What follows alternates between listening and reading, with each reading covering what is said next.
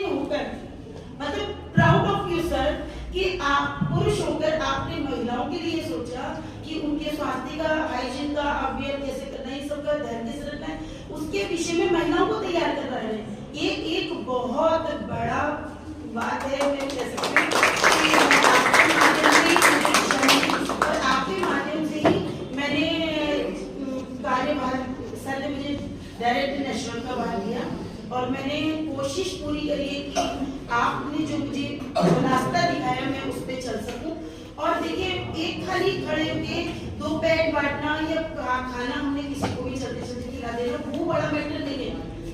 Sir का मन ने अगर इतने ईयर अपनी लाइफ के हमको दिए तो आप ये मानकर चलिए कि उसमें हमको खाली पैड नहीं बांटने, हमको स्लम एरियाज में जाना है, जो रियल में महिलाएं हमारी ये हमारी उनको जरूरत है, नीड्स है उनकी, तो उन महिलाओं के पास हम लोग जाए और उनको अवेयर करें। खाली जहाँ पर मेडिकल स्टोर नहीं है वहाँ जाइए, जहाँ ज्ञान नहीं है महिला को वहाँ जाइए।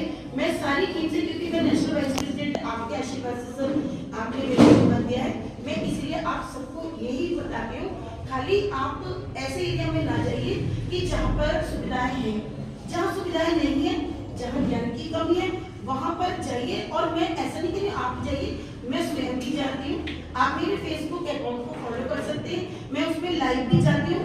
हम लोग स्लम एरिया में ऐसी जगह पे जाते हैं जहाँ मेडिकल स्टोर नहीं मिलती, चाहे हमको 10 महिलाएं मिले, चाहे 100 मिले, चाहे 500, तो हम इस तरीके से करते हैं। तो इसी तरीके से अब हम सोचते हैं कि अगर 100 में से 5 महिला अवेयर होगी, जागरूक हो गई, तो समझ लीजिए हमारा थोड़ा 5% कार्य संभव है। तो मैं बस इस सर के लिए यही बोल सकती हूँ कि आप हमारे अध्यक्ष हैं, आप रिटायरमेंट नहीं ले सकते, चाहे आप गाइड करिए हमको, चाहे कैसे करिए, लेकिन आपकी छत्र छाया हमको आवश्यकता है जीवन में और आपका।